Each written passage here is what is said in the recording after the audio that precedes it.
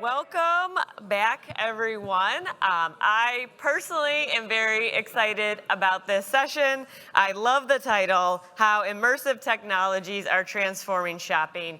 I think shopping is something we all do, so can't wait to hear a little bit more. My name is Sarah Porter. I am the Director of Innovative Philanthropy with Hope for Haiti. We are one of the very few nonprofits here at this conference. We're a nonprofit organization that focuses on poverty alleviation in the south of Haiti. And a few years ago, we actually partnered with a VR studio to recreate one of our schools in rural Haiti, in the mountains, all in VR through an immersive app. So I would love to invite you to take a virtual trip to Haiti. Come visit us in the playground, and you can pop out one of our headsets.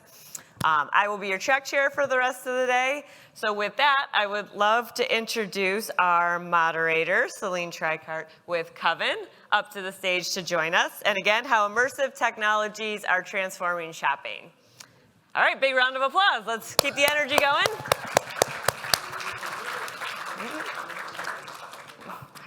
All right, we'll switch out.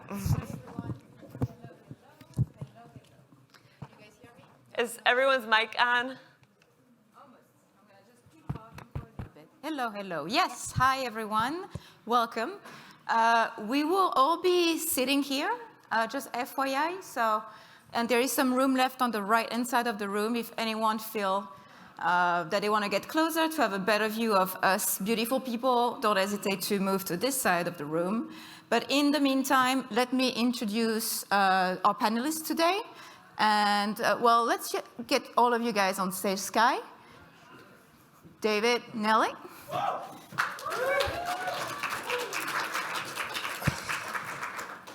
And well, what about we start with you, David? Do you want to introduce you and tell us what you do? Of course. So my name is David Robustelli, and I'm a creative director at Beyond Studio. We're a creative tech agency or studio based in Amsterdam, and we basically help brands realize their higher form of engagement with their audience, and we do that by using immersive technologies such as augmented reality. And we have a strong focus on fashion and luxury. Yep. Nelly. Hi everyone, my name is Nelly Mensah. I am the head of Web3 and Metaverse at LVMH for the group. And prior to that, I was at a brand. I was at Sephora. So I have the perspective of both the group level and the brand. And we have the pleasure of working with amazing partners like Beyond and Snap.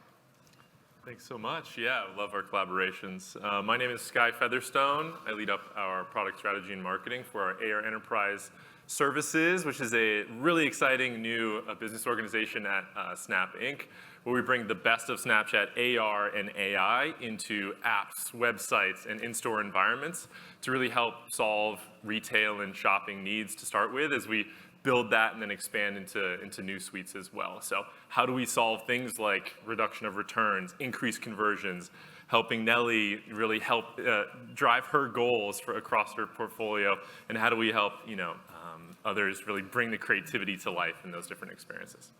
Right. And just a little bit of housekeeping. We have a lot of things we want to tackle today and talk about. It will be packed. We won't have time for a Q&A. I mean, we don't think so.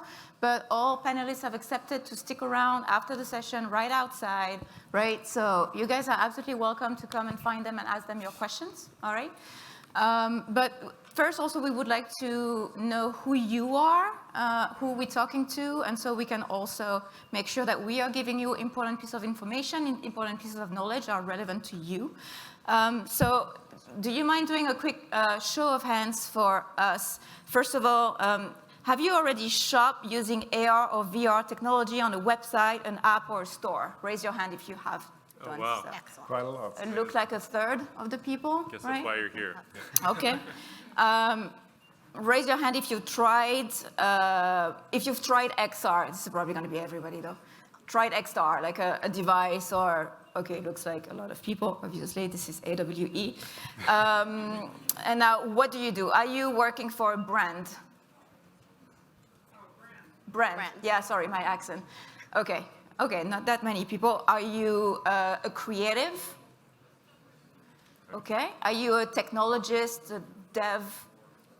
Okay. Cool. People who have not raised their hand, what do you do? you doing here? Shout it out. Oh, there we go, Okay. investors. We Okay. love you. Excellent. Okay. All right. Come find me after the panel. Cool. All right. So let's start with a quick opener introduction. Guys, how is XR technology currently being utilized in retail, shopping, and luxury industry to enhance the shopping experience for consumers? Skye, do you want to start? Sure. Yeah, we've worked with a lot of brands over the years at Snap, of course, in many advertising contexts or organic distribution of AR on the Snapchat app, but that's just a small piece of the omni-channel puzzle. I think some really exciting activations that give me pause, make me think, and make me really excited is how do we bring AR or 3D viewing or AI recommendations into a customer's website.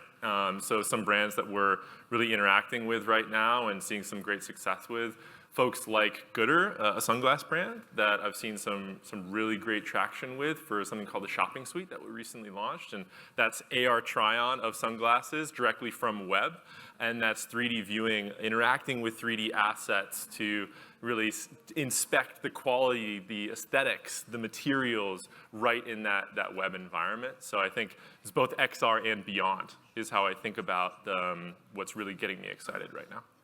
Nelly? Yeah, for us as brands, I like to think of it as two use cases. So one is the always on. So what are the experiences that are part of your e-com infrastructure? And so this can be virtual try-on. Sephora was one of the earliest brands to have AR for a makeup try-on, and it worked really well. Very practical, very much about driving the business. And then you have the one-off experiences that are usually used to promote an activation, a brand collaboration, a drop. And for that, we have both online mobile experiences and in-store. And because LVMH is such a huge portfolio, we've seen so many different ways of using the technology. We have wines and spirits using it for engagement. We have beauty, obviously, for try-on. Fashion and leather goods. Most recently, Louis Vuitton collaborated with Yayoi Kusama for an amazing partnership. And there was, a 360 activation that we used AR for as well. And so we just see a huge kind of like slew of use cases for all of our maisons. Another one is Fendi that used it in store for storytelling. And so we find that depending on the brand, the audience, and the maturity, you can do almost anything you want with it. Yeah, for us as a creative studio, it's important that we really think about, obviously, the brand's norms and values. What do they want to communicate to their audience, and how can we work with augmented reality to, increase that level of engagement. And for us, it's really important that we do not use AR as a gimmick. I think a lot of people still think or see it as a gimmick, but it has, it has grown up and it has a real utility. And we try to implement that utility into the AR experience that we create. Those can be try-ons for a large number of experiences that we create, but we always try to make it bigger than just a try-on and really immerse the user into the experience, make them feel like it's very personal. They're using it in their personal space. I think that's what really increases brand awareness and in the end helps the brand obviously to sell the product.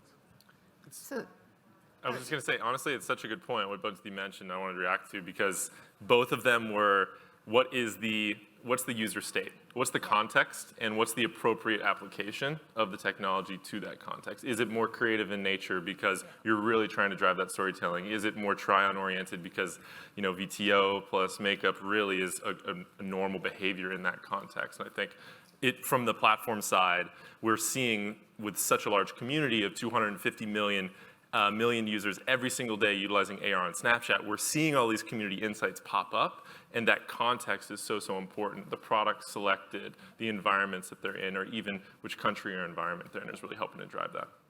actually, that's a good leeway to the question of the channel. So you mentioned web, a little bit of brick and mortar, like location-based. Can you list quickly all of the channels that you're tackling through XR? Well, for us, we're mostly focusing on mobile devices, of course. Everything goes through social, mostly, because I think for brands, it's a very straightforward way to reach a large audience. So apps, dedicated apps? Yeah. And if you're looking at experiences, it's personal, it's city scale where we use basically the world as a canvas. It's in-store, it's storefronts. Yeah, I think. I'll add some nuance on the retail side. So obviously apps, yes, but whose device? And this is something that at Sephora we talked about quite a bit, because I think people immediately think of the shopper or the client's device where they come in and they scan something and then they engage in the experience. But for example, at Sephora, we say, shopping for beauty is a two-handed sport. So very often your hand's actually busy because you have like your bag and like your previous shopping in one hand, and then you're swatching like crazy with the other. So very rarely do people actually have their own phone out, which is something to think about as you think about the client journey. And so Sephora ended up focusing on the store associate device and adding those capabilities there, and actually having in-store iPads that was touch-free, that's driven by gestures and facial recognition, where you literally walk by a gondola with an iPad on it, and like it throws the look on you.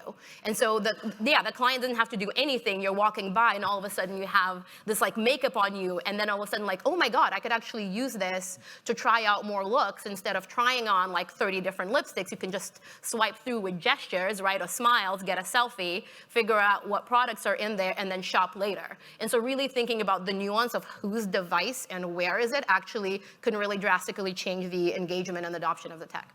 That context is so critical. It's because, yeah, if you were to do that, but on a small screen, and it's not someone walking by and having that immediate reaction, it would be a completely different experience. The engagement would probably be lower. Yeah, I think we, as we develop technologies for utilization in all these applications, it's so important for us to think of that big picture and then develop appropriately per channel. So the things we're thinking about right now are really, how do we ensure we are meeting the specs, the speeds, the feeds, but also the experiential expectations of the shopper for app, specifically for iOS and Android, of course, both, not just one. For web, specifically, that's desktop and mobile as we develop these technologies. That's in-store with things like our AR mirrors, which we have here at the Snap Lounge. Go check them out, they're pretty cool. And that is, of course, other in-store activations that you can utilize your own devices for as well. And so as we think about this whole range, how do we make sure you have all the tools you need in those moments to deliver the results against your goals is so, so critical. Yeah. Well, let's talk about the shopper experience and behavior. For you, David, so when brands come to find you and work with you, what do they need to bring? What do they need to have figured out regarding their goals or their specifications to work well with you as a studio? Yeah, first of all, for us, obviously, it's important to understand if we, can create an AR experience for them that actually helps them with their goals. So first of all, we really dive into the product that they want to sell, that they want to advertise. And we are approaching it in different manners. Sometimes a brand comes to us, they already have a complete idea, but we could also think, okay, for us, we don't think that really works. It might be something that for us feels way too gimmicky, and we really want to make sure that the adoption of AR also helps people with on a way that really helps them in a way that it adds value to their experience. So you're providing a little bit of education. Yes, definitely. Yeah. Yes, and I think that's probably something that you also see in the business. As a brand, we have to be doing a lot of education. To have them understand what's possible. A lot of making mock-ups, making visual representation of what it could be before they actually dive into it and start production. Because again, for us, every experience that we create is new. It's completely customized, and we're actually inventing the wheel every time for every experience, because every month the software is developed, offers new features. So it's very challenging, but and that's also why it's a lot of education for the brands as well. Constant innovation, and I'm sure also the target audience gets also more and more educated, right? The more they use it, and the more they. Nelly. I had one quick thing, because I was so fascinated by what you said. Honestly, I'm so impressed with your work and much of the work from our studio partners with Lens Studio and the amazing capacity there, because you have to think about somebody seeing this for the first time, right? Especially in the distribution environments that you're operating with them.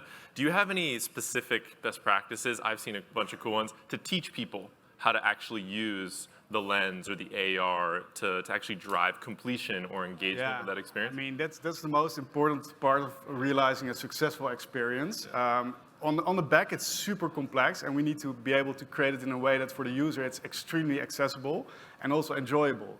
It's a lot of testing, and I think, trying to figure out what feels intuitive for the user, like gestures for the face, for the hands, but things that are not too complex, and make it just in a way that it feels natural. That's super important, but it's also an extreme challenge because it is complex technology, and for digitally native born generation, it's easier to use than when you're focusing on a little bit older audience. So you also have to think about what audience am I focusing on, and how complex can you go with these experiences? Are you adding a world experience or only a selfie experience? Do people know that they can switch camera? Those are all things, how are you going to tell them that they can switch camera? Those are all things that you need to, take into consideration. Yeah, one that's come up for us recently has been, do you automatically apply, for example, a try-on of a wristwatch or sunglasses or clothing, or do you allow somebody to tap a try-on button? Something as simple as that design decision could have huge impacts on the downstream.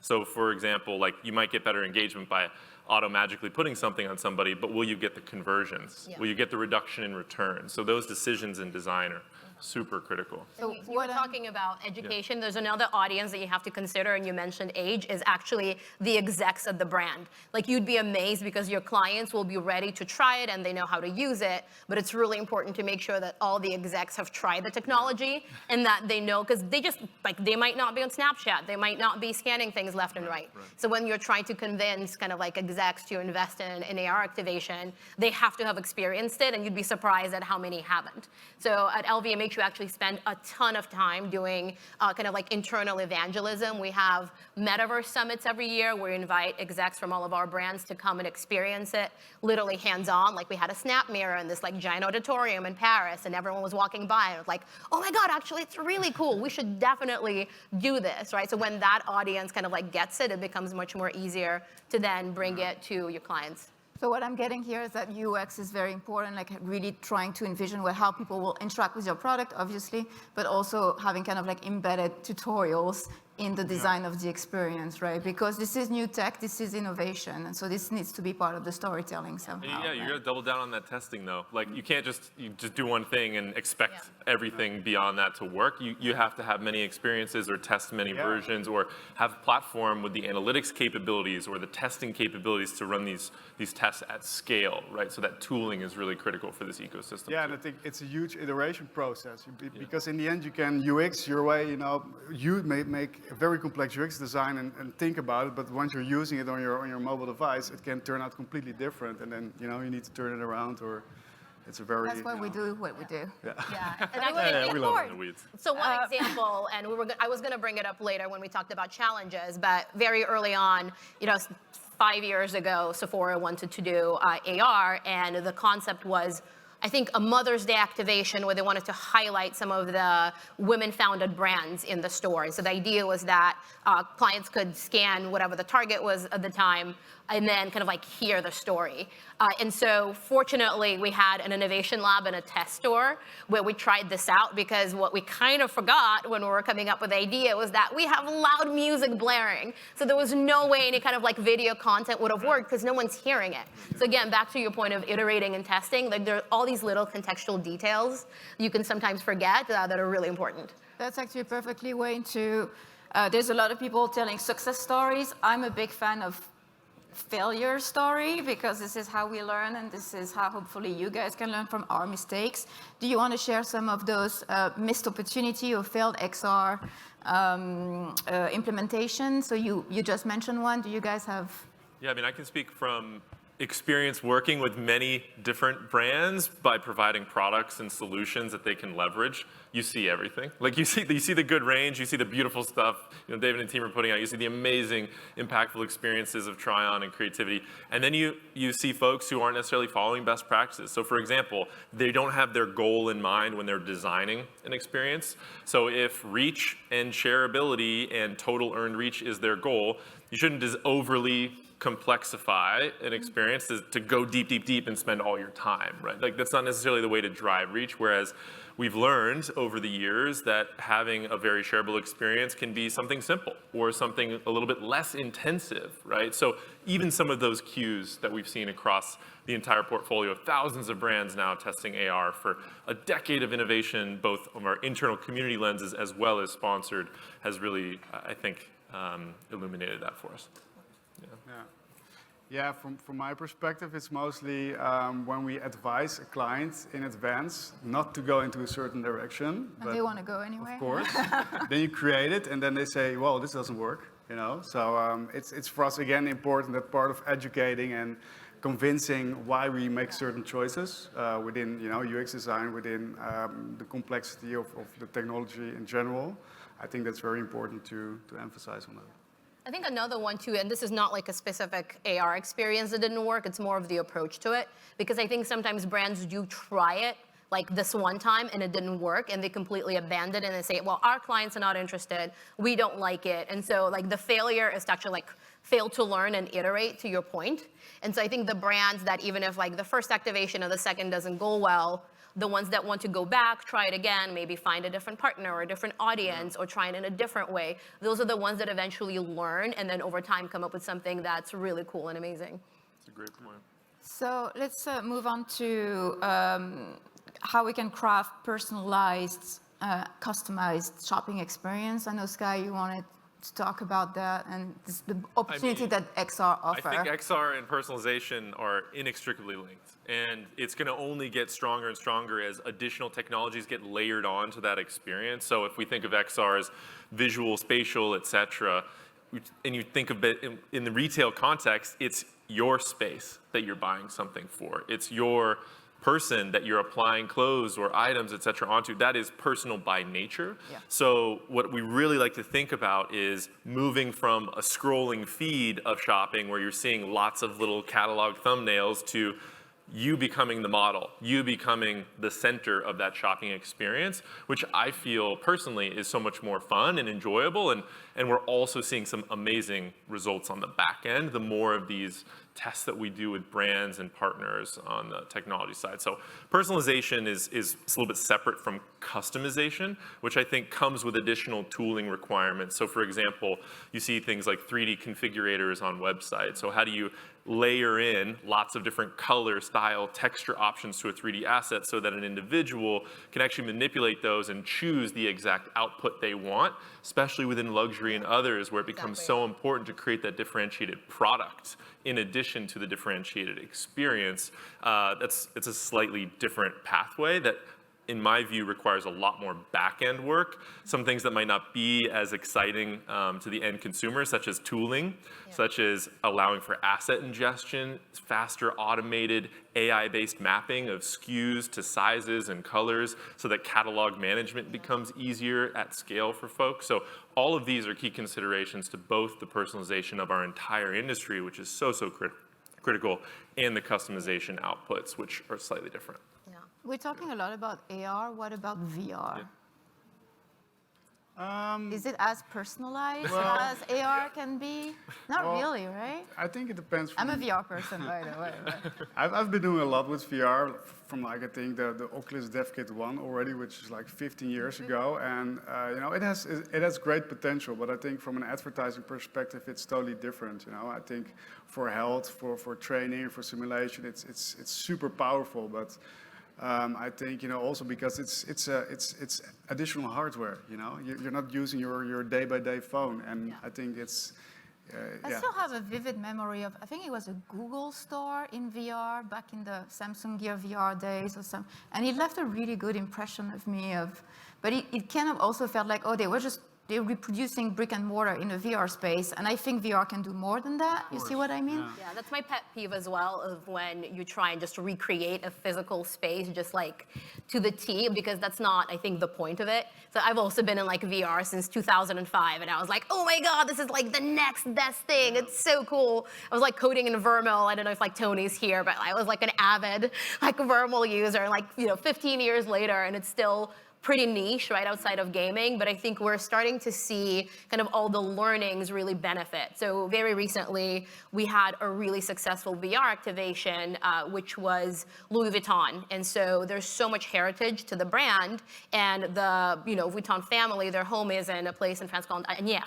So they developed an experience called Agnières Immersive, and they actually brought their VICs, their clients, to a particular location. It was a huge room, and so even without the goggles on, the room looked really cool. There were doodles and sketches, right? That's like one thing, because when you're in VR, it's fun for you, but everyone else waiting is like, well, that's not exciting. So the room looked amazing. They were very adamant about the size that the room had to be. And then the clients went through this very playful, joyful storytelling experience about the history of the family, these little Easter eggs and music, and our little mascot, Vivienne, was there popping up, and she accompanied you. And so the client feedback after that experience was so positive. We were so surprised because we also had the same kind of feeling of, well, VR is still not quite there. So again, I think if you have really good storytelling and narrative, and then you dedicate the time for people to truly experience it, you'll get really good results. But again, it's not scalable, right? So you have to kind of pick your battles when it comes to VR specifically. Yeah, I was going to say something to that, which is, you have firsthand experience of success and how to make it work. I would just say where are people spending their time is a really important question to ask. Yeah. Where they're spending their time will indicate where you should spend your time in developing and making your decision. So are they on your website? Are they in your app? Are they on social? We kind of know they are. Which devices are they using? Okay, now I'm filtering it down. Okay, they're on mobile or they're on desktop. That will really help guide your decisioning. So what is your target audience? 92% of Gen Z says they're open and willing to shop in AR right now, according to some research. Like, that's a very large number, and they're on mobile. So if you're going after the audience, that makes a ton of sense. Whereas other audiences we've been talking about may spend time in different ways or on different devices. But it's a critical question when making that decision. And that brings me to the next subject matter, which is the bottom line performance of XR.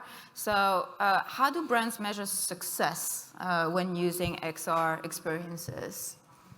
What are the metrics? Like, what is the data? Give us some data. I think so. One of the things we talked about early on was really determining kind of like what your goal is from the experience. And I think, again, we've seen kind of two very, very different use cases. One is around efficiency and like the shopping, right? So you're really driving for conversion. So you're trying to see, like, is having a try-on, for example, going to lead to better conversion, lower returns, right, or higher basket sizes? Absolutely critical. And on the other hand, you have the engagement and storytelling, because again, there's so much heritage and content that our brands want to share. They actually really don't care about conversion for that particular experience. And so then you have to really push on engagement, reach, shareability. And so it's kind of like usually one of those two. What I found is mixing the two doesn't work really well. I think audiences are very sensitive when they're being marketed to and being sold to. So if you have a fun little game and you want them engaged in the brand, don't like immediately push product, especially if it like doesn't fit, right? Versus when they're shopping and they're trying to get in and out, right? And like convert, shop, kind of leave. Don't try and add some additional kind of like bells and whistles to it. Just really help them find their fit, their color, give them reassurance that this is the right product for them. If you need to add like an additional like chat, client advisor to also help, then that's great. So like one real like example, so very recently Loewe, another one of our amazing brands, had a partnership with Howl's Moving Castle. And so they did a game that starts in AR, but it was a little bit kind of like mix of web and AR. And it was just so focused on the fans of Howl's Moving Castle, right? In that experience, they just didn't try and put any kind of Loewe product in. It was just about like, how well do you know the movie, the characters. It was just so playful because the product spoke for itself, right? The product was also so well designed, but they didn't feel the need to like constantly try and sell that product in the experience. It was more about the activation and making sure that people have fun and that they believed that the brand really cared about, the IP of Howl's. That makes so much sense. And I feel like as we work with brands like yourselves, portfolios like yourselves, in a bunch of different product categories as well, the shopper experience is so critical, again, to get right there. And when we think about metrics, what we keep hearing over and over and over, especially with the current state of economy and beyond, bottom line is still a really, really important one. So how do we make sure that these top line metrics, like engagement, like experience, like storytelling, can feed into bottom line, which is really conversion increases, reduction in returns, driving return customers. Do you have those numbers? Yeah, I mean, we've got a couple of interesting case studies, right, with our new shopping suite offering. So we're bringing this great AR and AI technology off of Snapchat and into customer websites and apps. So working with folks like Mad Happy, Farm Rio, and some great ones like Princess Polly, who are making some wonderful female clothing items. And what they're really seeing is by pairing multiple features together, but to your earlier point, providing them as opt-in experiences or experiences that are really natural within their shopping journey, they can be extremely effective. So they saw a 24% reduction in returns by having clothing try-on, which was photo-based. So it wasn't actually a live camera, like XR as in walking through a room. It was utilization of that photo that they might already have of themselves, applying the clothing over them to increase confidence, right? 80% of people say that their confidence is increased in shopping when they're actually trying something on an AR. And then also pairing that with what we call our fit and sizing recommendation engine. So this is what I was alluding to with both this XR plus AI recommendation to provide the best fit, the appropriate fit, plus a more seamless, easy, scalable try-on experience. So not only can they try on one dress, they can try on 50 within a given shopping session, and then have confidence across that comparison to help make that decision. So one example of those bottom line. This seems to be also an interesting way of achieving sustainability, right? As a brand, if you say there's a drop in returns, this is something. It's huge. I mean, we hear it over and over again, especially in apparel industries. I don't know how much you all worked with them in the audience, but we hear something 30 to 50% of return rate sometimes. When you think about that in physical cost to our environment, the cost of shipping materials, the returns, the energy, the labor costs, so much, the time and energy associated with like just warehousing things. That's leading to 9.6 billion tons a year in the US alone of clothing waste. It's a massive, massive amount. And that's not even the externalities of the downstream impacts of those physical items, right? So if we can reduce returns just a few percent even for every given brand out there, the sustainability increases are absolutely massive. So we are looking into ways to actually measure and track the amount of carbon that is reduced per return reduction for our customers as well. And then you can offset the carbon footprint of creating those experiences because there is a certain carbon footprint. But at the end of the day, the goal is to being a positive balance, right? You know, getting into more sustainable industry. David, so the market is highly competitive for brands. What can they do to differentiate themselves in the XR space, specifically in the XR space? Yeah, well, I think it's important that you look in how you can create an XR experience which is not as straightforward as you could make it. I mean, a quick example, we got approached by a jewelry brand and they asked, okay, can you make a virtual try-on for some rings and earrings? And I said, yeah, I can do that. You know, we can make the 3D assets. And they asked, how much time does it cost? Yeah, about, 3 weeks, 120 hours, somewhere around that. And then after a couple of weeks, they came back, yeah, we approached someone else and they said they can do it in 2 days. And I said, yeah, of course you can make an XR experience in 2 days. So I've asked for an example and yeah, I thought already I saw what I already thought. It was so extremely basic and it was actually low quality. And I think when, as a brand, you have a low quality XR experience, it's bad for your brand because the audience has a negative association with your brand. So I think investing time and budget in a qualitative XR experience is what sets you apart from competition and from other brands. That's something that we really care about at LVMH because the pride and joy of the group is the physical product and the craftsmanship that goes into producing it. And so very often our brands will look at 3D assets and digital content and it just doesn't match up. And I know we're going to talk about production of 3D assets in a bit, but it's a really big kind of like factor for our brands when they're trying to figure out whether to activate in XR, especially if you look at jewelry or watches with like high reflectivity, or even our fragrance bottles have like transparency and, you know, like the way the light plays with them.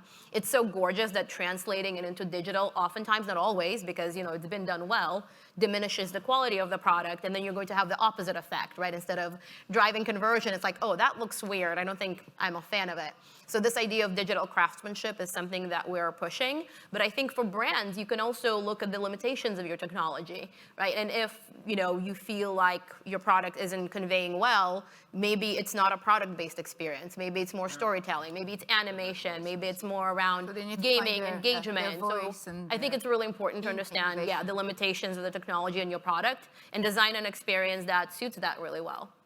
Well, let's talk about those 3D asset that you just mentioned. I know it's very important for you guys, quality, size. I'm also seeing personally future-proofing, like if you create an asset, for how long will you be able to use it on different platforms, on different channels? Do you want to talk about that challenge, maybe, David? Sure. Well, we basically do all 3D creation in-house, from fashion to luxury to everything that we basically are working on. We start from a very high poly item, so super high quality, and then we always level it down to for AR, so it should be able to run in a real-time engine. So that means it has to be a max of a couple of MBs. Like the whole experience is max 8 MBs, which is very, you know, low. So we really have to, for us, it's really a challenge to keep the quality, but also make sure that the performance still is what you expect it to be. So it's really a combination of creating, of working on your poly counts, but making a lower poly count product, but making high quality textures.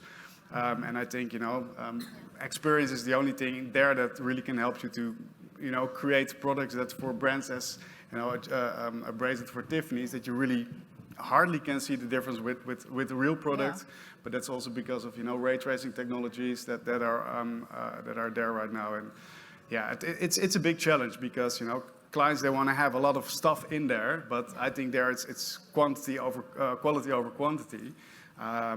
If they want to have like 5 items in there, I said we can better do 2 high quality items instead of 5 less higher quality items. And I think that's very important for again for a qualitative experience.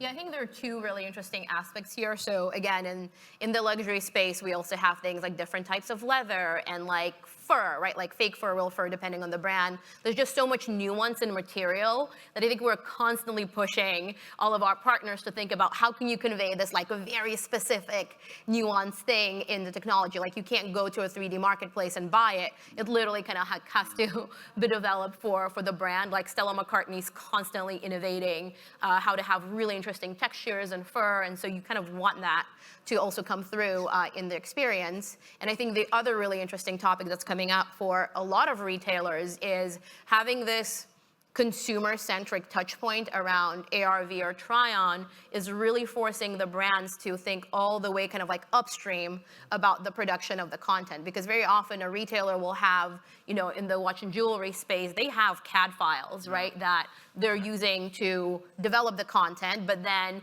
at the very end of it, the e-com team is like, we want a virtual try-on experience, and then they like get the watch, they ship it off to like someone like you, and then you're producing this thing from scratch. And same for like fashion and leather goods. It's obviously designed in some software, there's some export you can have, so how can you redesign your processes so it's more efficient and you have the same asset that's produced once and then is used both internally for design, iteration, collaboration, then it can also be client-facing for try-on, and then maybe it can actually be an asset in its own right. And we're not going to say this word, like it could be an NFT that you could sell as well, right? Which we love. I know we're close to time. One thing I would just add is like, ideal partner right here. Like this brand and this person clearly gets it, because the 3 words that are coming to mind from this conversation that we're constantly thinking of as we're developing new capture processes for products to create 3D assets are scale. How do we do this at scale? Faster with that quality to deliver against some very rigorous needs of the Maisons that you're reflecting here. And then finally is performance. So how can we make sure that the appropriately sized asset is dynamically delivered to the appropriate device constraints. So when we think about some lower-end devices or devices on different bandwidth, how do we actually have something called a dynamic asset delivery, where we're having 3 different sizes, so 6 MB, 4 MB, 2 MB, delivering that appropriate asset in real time for the appropriate user in their context, right? So from the platform technology side, it's high-quality asset creation with cool innovation on things, utilization of AI or neural rendering, et cetera. And then it's the output delivery mechanisms that we can really help for the utilization of those experiences across channels. And we really wanted to talk about NFT, you guys, but we ran out of time. So you are so lucky. So thank you so much to our great panelists, Skye, Nelly, David.